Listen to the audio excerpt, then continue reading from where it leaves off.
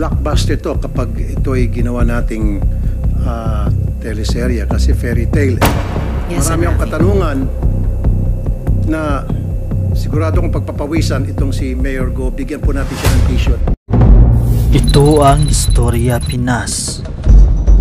Sinabi ni Senator Hontiveros na ang mga kapwa incorporator ni Mayor Alice Guo sa Baupulan Development Incorporated, particular ang Chinese national na si Jiang Ruijin at ang Dominican national na si Bao Yingling ay sangkot sa mga illegal na aktibidad. Sinabi niya na si Jiang ay nahatulan noong nakaraang buwan dahil sa pagkakaugnay sa iniulat na pinakamalaking kaso ng money laundering sa Singapore. Ayon sa isang ulat na si Jiang ay mayroong 41 million US dollars mga asset sa ibang bansa, kabilang ang mga shareholding sa isang kumpanya sa pagpapaunlad ng real estate sa Pilipinas. Ayon mismo kay Mayor Alice Guo, tinulungan daw siya ng mga kaibigan niya para makatakbo sa eleksyon noong 2022. Sabi ni Hontiveros, itong mga kriminal at puganting kaibigan ba? Sinabi ni Guo na hindi niya alam ang mga pagkakasangkot ng kanyang mga dating kasosyo sa negosyo sa mga illegal na aktibidad hanggang sa ginawa ni Hontiveros ang pagbubunyag. Nabanggit din niya na ang isa pang incorporator sa Baupu na si Wang Jiang ay isa ring nakilalang takas na hinahanap ng Presidential Anti-Organization Crime Commission. Sinabi ni Guo na hindi niya akalain na ang kanyang mga kasosyo sa negosyo ay mga kriminal. At kahit sa mga ebidensya na hawak ng mga senador ay patuloy pa rin na maging misteryo ang buong pagkatao ni Mayor Alice Guo. At tungkol sa revelasyong ito, basahin natin ang mga komento ng ating mga madlang netizen. Huwag nang patagalin ng investigasyon. Maraming salaysay na ni Alice Guo ang di ka panipaniwala. Dapat mabilisang aksyon para mapapanagot sa patong-patong na kaso laban kay Alice Guo. Kapag wala talagang nangyari dyan, nakakaawa talaga tayong mga Pilipino. Tatawanan talaga tayo ng mga inchik. I-deport na yan si Alice Guo. Ibalik na sa lugar nila. Huwag nang hintayin na makalayas at magtago mga taong yumaman sa iligal. Tandaan mga batas natin, hindi dapat i-deport yan na lang ng basta-basta. Dapat papanagutin sa batas at kulong. Sa dami ng nag-iimbestiga, wala pang linaw, maliwanag naman na maraming nilabag. Para wag maulit ang ganito, sana alisin na ang pugo. Pag yan ay nagpapatuloy, mauulit-uli yan. Madami kasing nababayaran at mga nadadawit ay may matataas na pwesto sa gobyerno.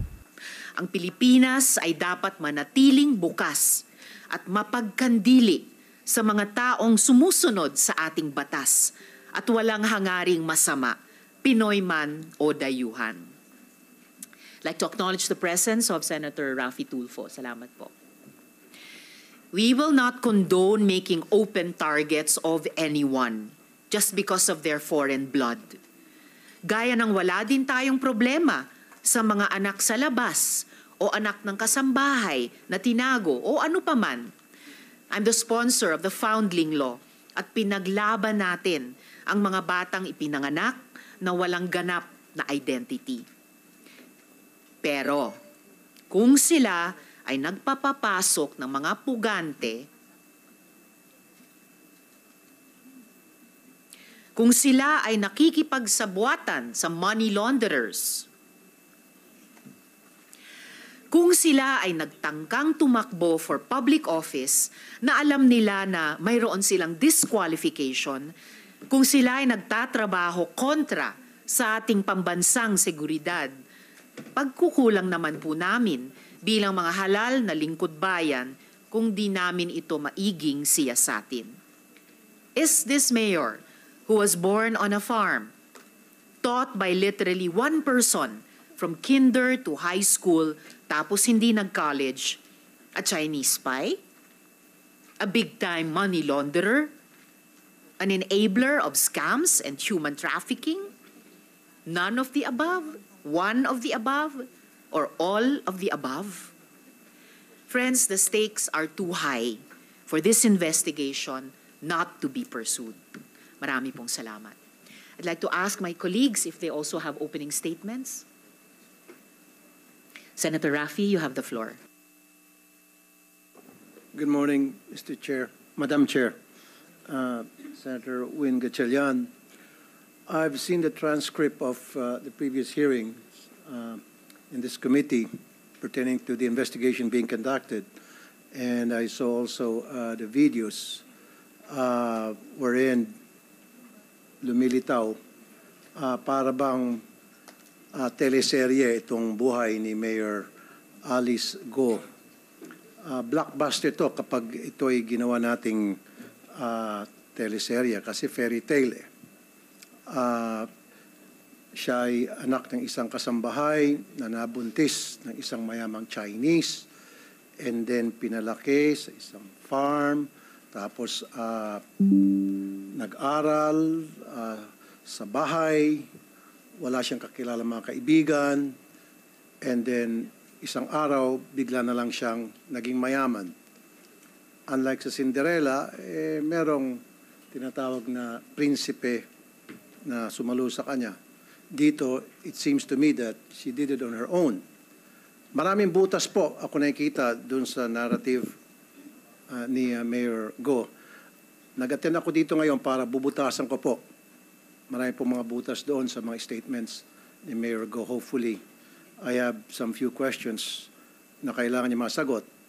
Kapag hindi niya masagot, doon makikita na meron po siya talagang itinatago. Hindi po kapani-paniwala. Marami din po ako, Madam Chair, na request sa committee na ito ipapatawag. Unang-una, ipapatawag po natin ay yung pong midwife na nagpaanak sa kanya. Pangalawa po, nung magpa-file siya ng rate registration, sino po doon kung saan siya nag-file ng rate registration ang tumanggap. Pangatlo po, Madam Chair, gusto ko pong patawag yung barangay chairman na kung saan nandun yung kanyang farm. Kasi siyempre, if you have a farm and it's not a backyard farm, it's a commercial farm, you need to get a permit para ma-aprobahan yung farm na yon. You have to get a sanitation permit, etc. Nais ko rin pong patawag yung mayor na nag-endorse sa kanya, na nag-last term na, and she was endorsed by that mayor to take his place. So, siyempre, si Mayor, I'm sure, hindi naman siguro niya endorso itong si Mayor Go kung hindi niya kakilala. Patatawag din po natin yung BIR. Patatawag din po natin yung mga suki niya na pinagbebenta niya ng baboy. Patatawag din po natin yung mga tauhan niya sa farm. Kasi sabi niya, lumaki siya sa farm and she worked there for so many years or managed the farm for so many years. And of course, hindi naman niya pwede i-manage yung isang commercial farm all by herself. She has to have a lot of people. And who are those people? Hindi naman pwedeng sasabihin niya, hindi ko kilala yung mga taong yon. And of course, dapat marunong siya magkapampangan. Matanong ko lang muna, Mayor Go, marunong ka magkapampangan? Magandang umaga po, Senator Mayor Go. Raffy, Madam Chairman Senwin. Ditakla mo po yung aking kapampangan po. Hindi klaro. Hindi po, konti Kaunti lang po yung lang po. alam ko po, konti lang po. Okay. Yun nga yun eh. Matagal ka sa Tarlac at nakahalubilo mo yung mga tauhan mo and all of these people that work under you, of course, they speak Kapampangan. And I'll tell you, I lived in Zamboanga only for 2 years, from kinder to grade 1, and yet, natuto ako magsalita ng Chabacano.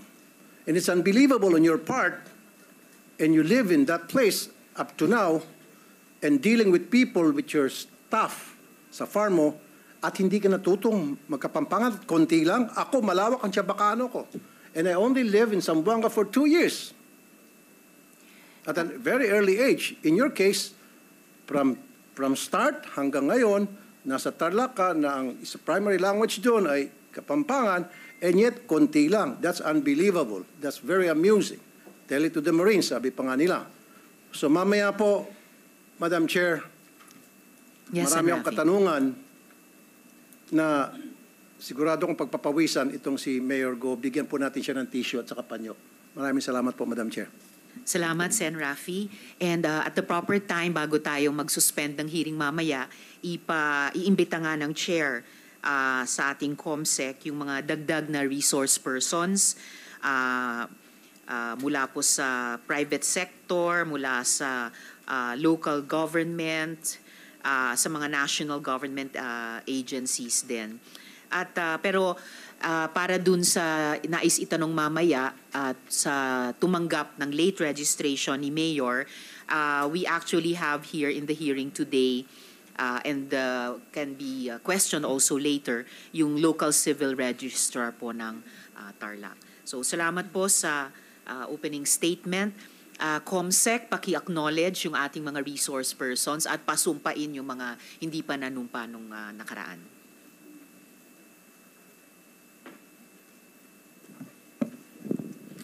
Good morning, everyone. The committee would like to acknowledge the presence of the following resource person. From the Presidential Anti-Organized Crime Commission, we have Undersecretary Gilberto Cruz, together with Director Winnie Guedato and Dr. Winston John Casio.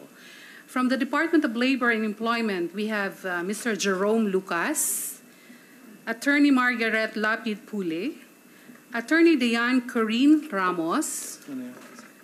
From the Department of Foreign Affairs, we have Von Ryan Pangwi. From the Interagency Council Against Trafficking, we have Attorney Hannah Lizette Manalili. From the Philippine Statistic Office Authority, we have Engineer Marisa Grande, Attorney Eliser Ambatali. Then from the Commission on Immigration, we have Attorney Arvin Cesar Santos, Attorney Jose Carlitos Licas, Mr. Peter Demotenis Demetria. Then from the Philippine Amusement and Gaming Corporation, we have Retired General Raul Villanueva, Attorney Jessa Maris Fernandez. Then from the National Bureau of Investigation, we have Agent Marvin Gangano and RD Jerry Abiera. Then from the Philippine National Police, we have Chief Investigation Division Police Colonel Crispin Banes. Then we have Police Major Job Berong. Then from the Philippine National Police, we have Acting Area Police Commander of Northern Luzon, Major General Romeo Carama Jr. Then we have Police Brigadier General Jose Higaldo Jr., the Regional Director. Then we have from the Municipality Ambamban, Province of Tarlac, we have Mayor Alice Guo. Then from the Land Registration Authority, we have Attorney Ronnie Tababa. From the Tarlac Electric Cooperative Incorporation, we have Mr. Jesus Bruno. Then from the Commission on Election, we have Chairperson George Erwin Garcia. From the Clark Development Corporation, we have Vice President Gloria Victoria Yap Taruk and Assistant Vice President Rodin Perez. From the Anti-Money Laundering Council, we have Attorney Adrian Arpon and Attorney Richard Chan. We have the Municipal Assessor of Bamban Tarlac. We have Mr. Mar Antonio Tan. And we have the Civil Registrar, Local Civil Registry of Tarlac. We have Mr. Armin Leonardo Ibarra. Madam Chair, we invited Mr. Walter Wonglong, then the General Manager of Sung Yuan Technology, but he is currently detained at the Provincial Jail of Tarlac under the jurisdiction of the Province of Tarlac, manned by Warden Police Colonel Samuel B. Munoz. The committee wrote a letter requesting Warden Munoz to allow Mr. Walter Wonglong to appear on this committee. We also sent a letter invitation to Mr. Wonglong. Madam Chair, can I read the dispositive portion of the reply of Mr. Please do, COMSEC. Okay. Inasmuch as we would like to bring the subject person deprived of liberty at the above-mentioned hearing, undersigned could not do so due to the absence of a court order. We tried our very best to apply and secure a copy of such, but I'm afraid that we would not obtain it in due time to the due to time constraint. Further be informed that movement of PDL outside the jail premises requires a court order, as this entails a lot of paperwork to be submitted to the provincial government for the approval. In connection, the undersigned manifests and apologizes for the non-compliance on our part and has no intention to undermine the Senate's inherent power, but also consider the court's contempt if we will break the rules. Rest assured that we will comply if the honorable body will issue same order. The committee staff also went to Tarlac to deliver the invitation to the incorporators of Baofu, Mr. Chang Ruin, Bayong Lin, and Mr. Shang Wan. The invitation were received by the head of the security, Mr. Jimmy Alputan of Pontana, and another incorporator, Ms. Rachel John Malonzo Carrion. The invitation was received by her mother, Ms. Loida Carrion. We also invited the incorporators of Hongshin, Ms. Rowena Gonzalez Evangelista, but the address therein are non-existent. Ms. Rita Itorralde, the corporate secretary of Hongshin, do not live in that address. The invitation for Ms. Joy Castro was received by her nephew Brian Butin, and Ms. Telma Laranan. The president and treasurer of Hongshin do not live in that address. That's all for now, Madam Chair. Thank you, COMSEC. Please extend the committee's appreciation to the warden of the provincial jail where Mr. Walter Wong Long is a person deprived of liberty. Of course, ginagalang naman natin yung pagsunod ng warden sa rules ng korte at yung prosesong dapat daanan muna nila kaugnay ng provincial government of Tarlac. So, in consultation with Senate Legal, the committee will, the chair's asking the assistance of the COMSEC. Alamin po natin paano po tayo makapag-proceed para makuha pa rin yung testimony ni Mr. Walter Wong Long. By the way, bakit sila nakadetain? According to CIDG, there are cases filed against them locally. There are complainants.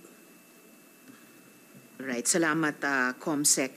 And then, clarification, nung dinideliver yung invitation sa mga incorporators ng Baofu, ang tumanggap ay head of security ng Fontana?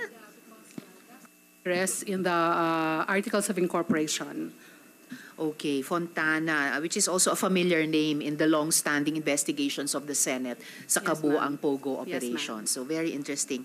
And then the mother and daughter na naka-receive sa invitations, Carrion, that's also, friends, that's also a familiar name in the current investigations of the Senate Committee on Women of Pogos, and even in connection, if I'm not mistaken, if I remember correctly, with the Baofu investigation in particular. And lastly, COMSEC, so yung mga dinedeliver na invitations sa mga personalities ng Hongsheng, those were non-existent addresses, or those persons were not truthfully living at the given addresses. So, parami yung mga, bumibigat yung balanse ng hindi totoo sa totoo na sa mga dokumentong ina-examine ng komite. Salamat, COMSEC.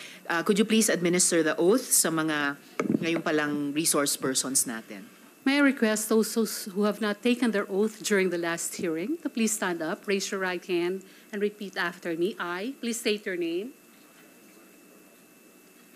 do solemnly swear that I will tell the truth, the whole truth, and nothing but the truth for this investigation. Thank you. You may now take your seat. Salamat, COMSEC, at sa lahat ng resource persons. So, yes, Sen. Sherwin. Madam Chair, may I inquire from the committee secretary? I also move to invite several personalities, namely Jonathan Mendoza. He is the supposedly spokesperson for Zone U1. He actually came out in an article by Rappler. May I know the status of that invitation? We actually sent the invitation to him, but we did not receive any reply from them. Okay. And we also invited a person, I don't know if I'm pronouncing this correctly or the spelling is correct, Ji Chu Chan. He is allegedly the bridge between Mayor Alice Go and Hongsheng. Your Honor, that person is even...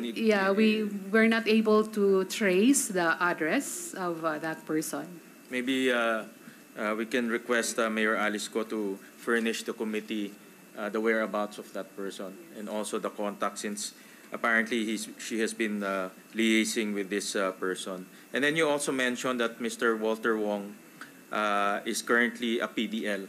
Nakakulong siya. And he was part of the raid that was conducted by PAOK. That's the reason why he is he's detained. Tama po ba, Yusek Gilbert? Can you confirm that? Yusek Cruz, please. Yes, Madam Chair. All right. Thank you, Madam Chair. Thank you, Sen. Sherwin. And at the proper time, the chair would accept a motion from the good senator with regards how we can secure the participation of Mr. Mendoza in the hearings, if the good senator desires. And ito nga po, during the hearing, maitatanong din natin, kasama ng maraming tanong, no, kay Mayor Alice Guo, yung whereabouts ni Mr. Ji Shu Chan. So, if we can begin continuing questions kay Mayor Alice. Mayor, napakinggan namin yung inyong interview kay Ms. Karen Davila. But I have to ask some of the questions again because it is important that you answer them, Mayor, under oath. Sa sarili nyo nga pong salita, private life ninyo ang mga tinatalakay dito, pero sana rin po naintindihan ninyong hindi maritesan ang pakay ng Senado. May Pogo mega complex sa likuran ninyo at nabigo kayong gampanan ang tungkuling bantayan ang bayan ninyo bilang opisyal ng ating gobyerno. Sa halip, napakalalang mga krimen at kung ano-anong kababalaghan ang nangyari dyan at maraming indikasyon na ang rason kung bakit tayo nakarating sa puntong ito ay kayo. Trabaho po naming alamin ang ugat ng ganitong kasahol at organisadong kriminalidad. Trabaho po naming ilabas ang katotohanan dito. And as a fellow public servant, inaasahan kong sang-ayon kayo dito. Ayon po sa inyong interview, hindi ka lumaki sa nanay mo. Nung nakaraang hearing, sinabi niyo po, at verbatim ito, quote, ang nanay ko po si Amelia Leal, close quote. And we flashed this video earlier.